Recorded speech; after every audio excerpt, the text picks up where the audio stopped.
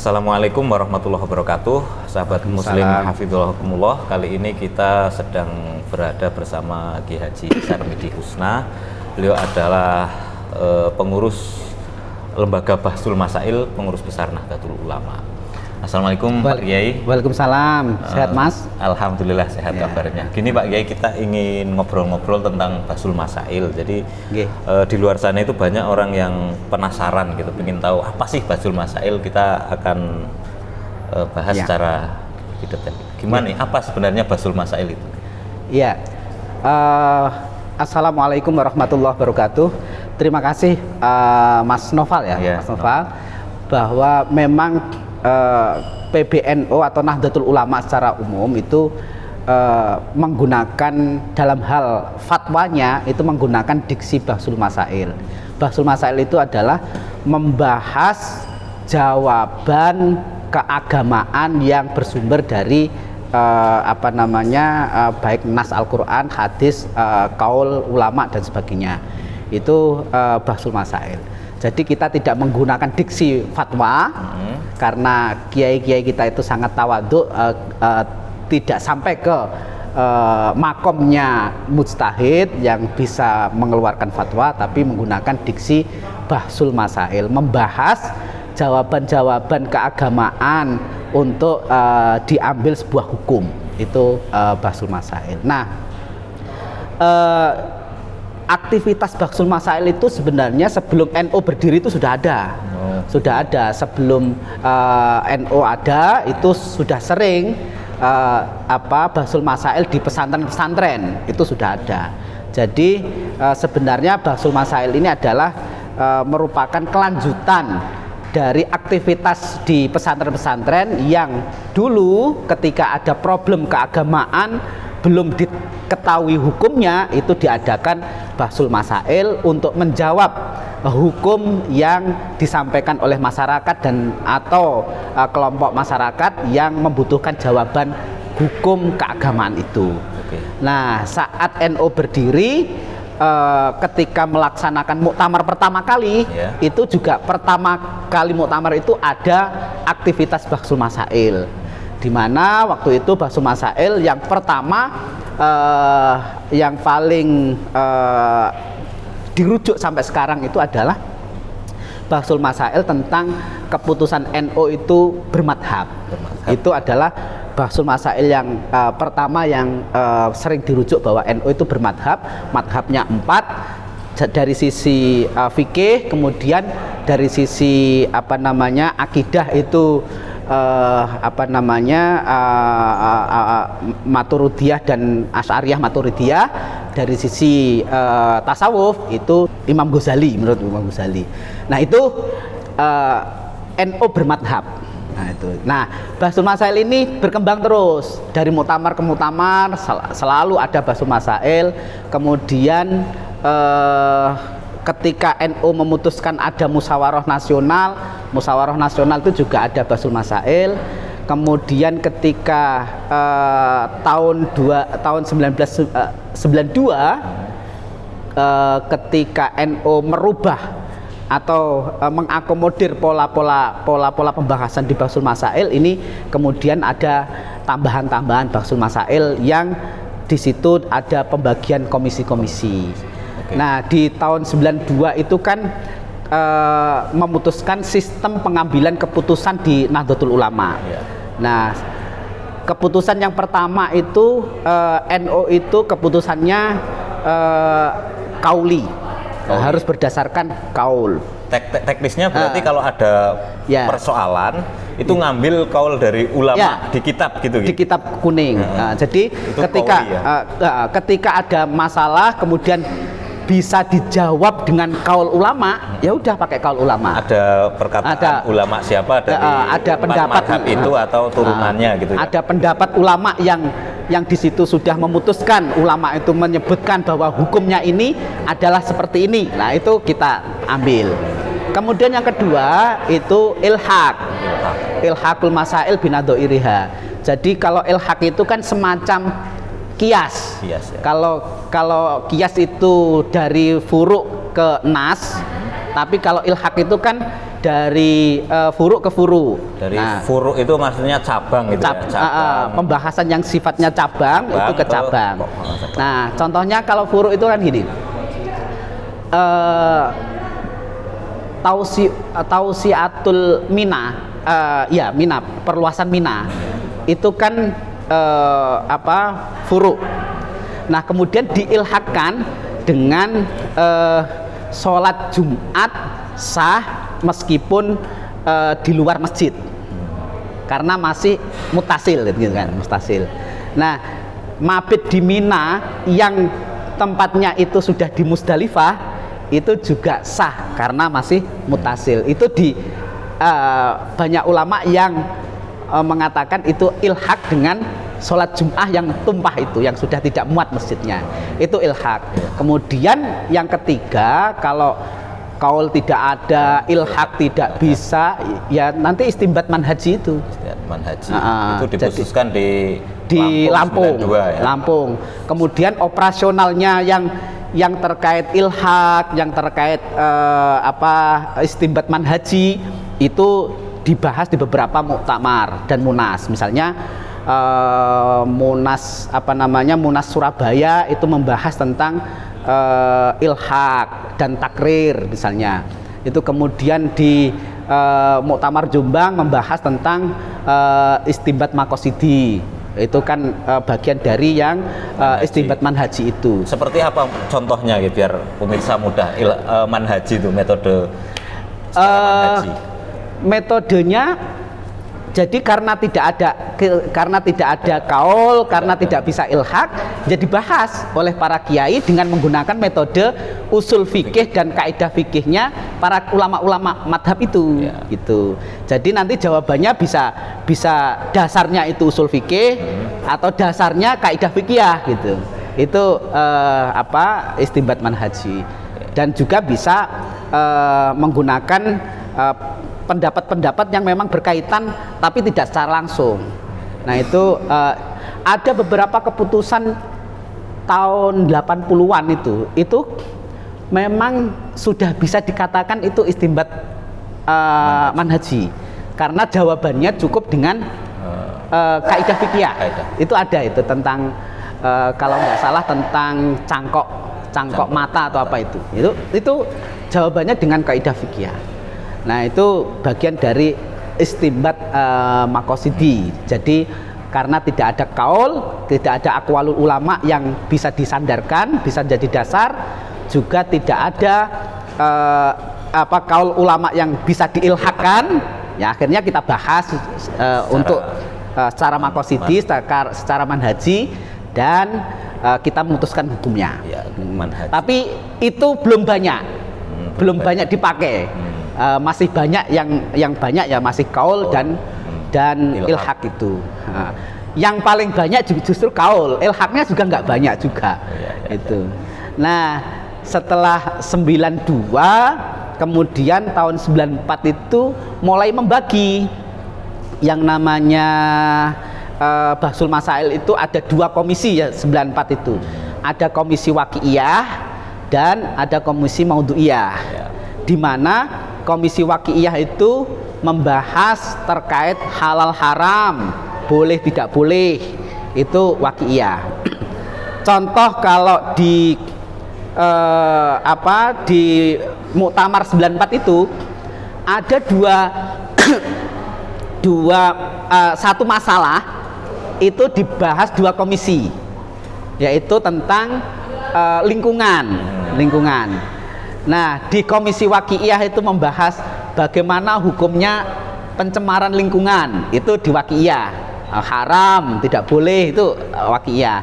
Tapi di maudhu'iyahnya itu membahas tentang tanggung jawab NU terkait lingkungan, pelestarian lingkungan. Nah, itu satu masalah yang dibahas oleh 2 komisi. Itu bisa sama seperti ini di muktamar nanti nih di Lampung.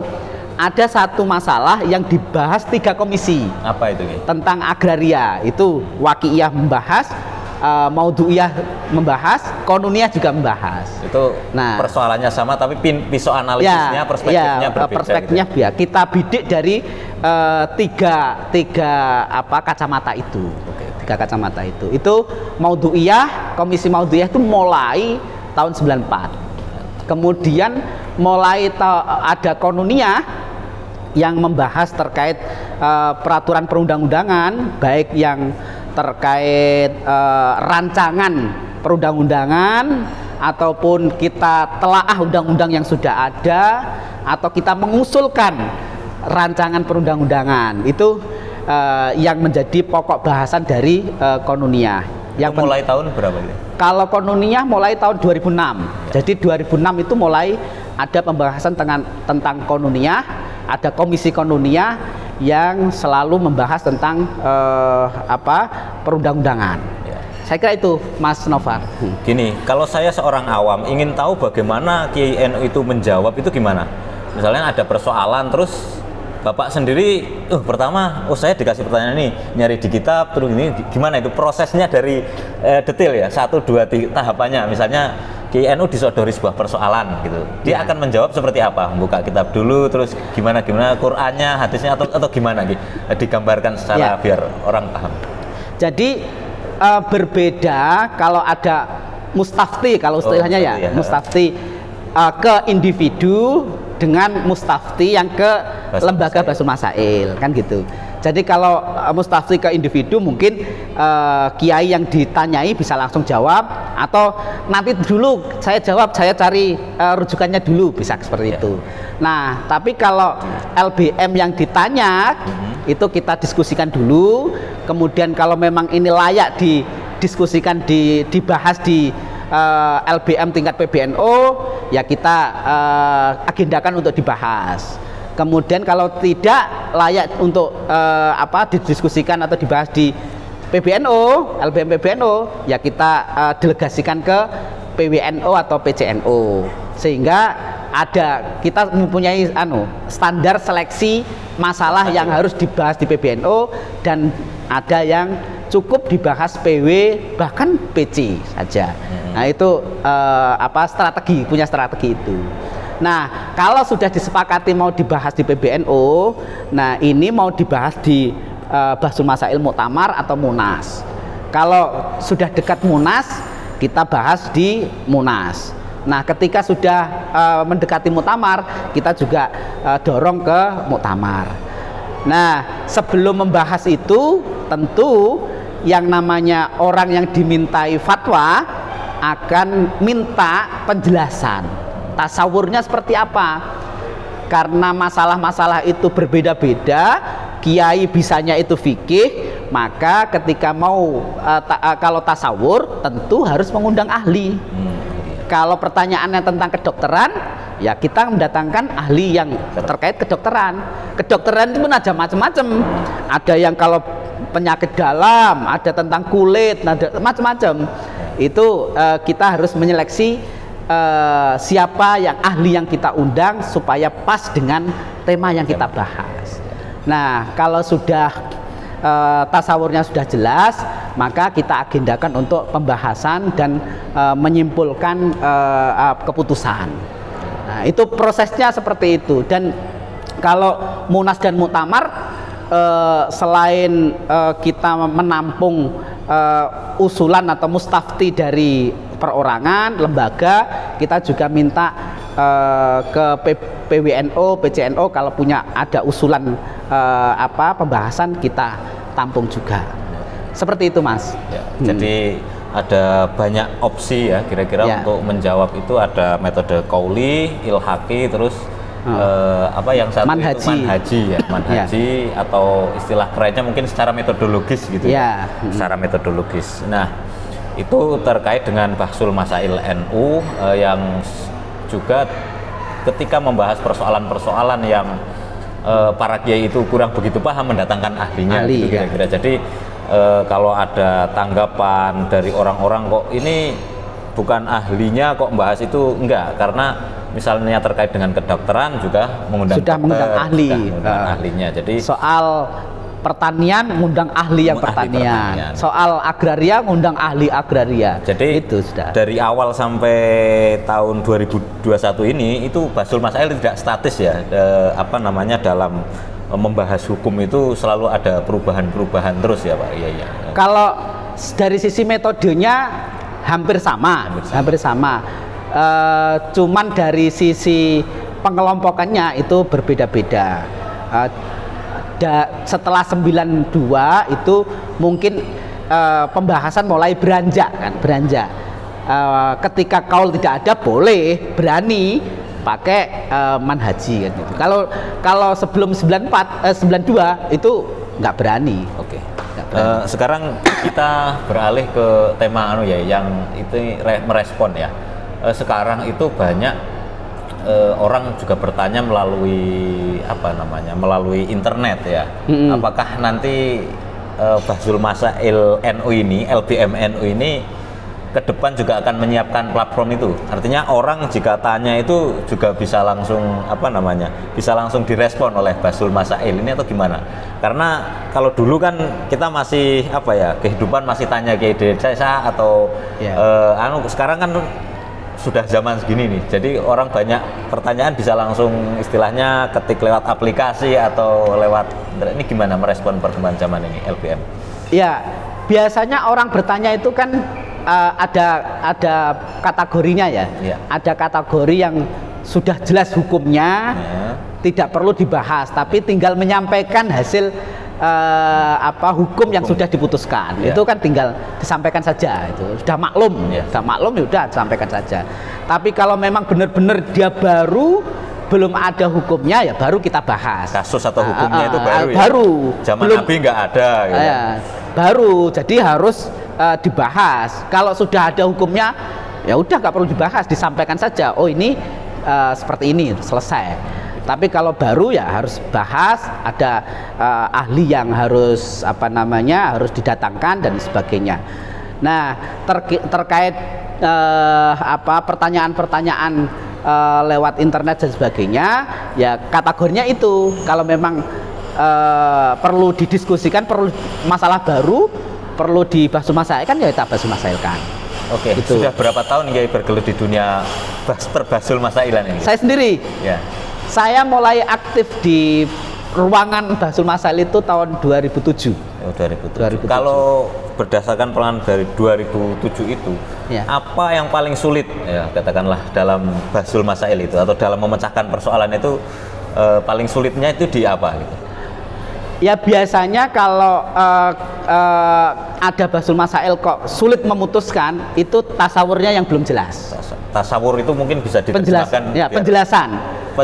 Deskripsi masalahnya lah. Oh, deskripsi masalahnya. Deskripsi masalahnya kok belum jelas, itu biasanya nanti susah tuh. Atau pertanyaannya nggak jelas gitu ya, jadi jawabannya. Ya dari deskripsi, kemudian kalau deskripsi sudah nggak jelas, biasanya pertanyaan nggak jelas. Ya kan? Nah, makanya deskripsi atau tasawur itu harus jelas dari awal, kemudian pertanyaannya jelas sehingga pembahasannya juga tidak bertele-tele. Kadang-kadang para kiai dalam bahas itu yang ditanyakan pasti deskripsinya dulu, tasawurnya dulu. Ini yang dimaksud apa? Ini modelnya seperti apa? Ini bagaimana? Itu ditanyakan dulu, gitu, tasawurnya. Oke, terima kasih Pak Kiai atas pencerahannya. Semoga pemirsa, teman-teman sekalian bisa memahami gimana sih suasana Basul Masail ini yang sering menjadi pembahasan atau kajian menarik para kiai-kiai NU, dan itu bahkan banyak pengamat mengatakan itu intelektual NU itu ada di Basul Masail gitu.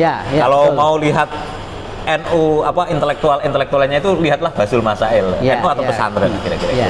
Dan yang menarik Mas, ketika di Basul Masail itu, meskipun di dalam forum itu kenceng-kencengan, debat itu kenceng-kencengan, yang saling menolak pendapat, saling menolak argumen, ini pendapat ini disanggah, ini dirot ini, itu setelah itu ya selesai biasa aja, nggak ada masalah apa-apa, ya biasa saja hubungan antara yang kenceng-kencengan itu. Selesai forum selesai ya selesai. Itu mungkin ormas lain tidak punya seperti itu gitu. Oke, terima kasih Pak Ya, Kiai sama-sama. atas waktunya. Oke. Teman-teman pemirsa NU Online atau para nahdien secara khusus atau umumnya warga muslim ataupun pengamat, jika ingin datang ke forum-forum kayak Muktamar, Munas, itu simak juga pembahasan-pembahasan yang ada di forum Bahsul Masail, biasanya ada di komisi-komisi, itu akan menarik terutama bagi Anda yang suka intelektual, yang suka senam otak, di situ akan ada banyak pencerahan. Demikian, terima kasih Pak Kiai Sarmidi Husna, semoga sukses acara muktamarnya yang akan digelar, mencerahkan. Terima kasih, saya Ahmad Naufa. Wassalamualaikum warahmatullahi wabarakatuh. Waalaikumsalam warahmatullahi wabarakatuh.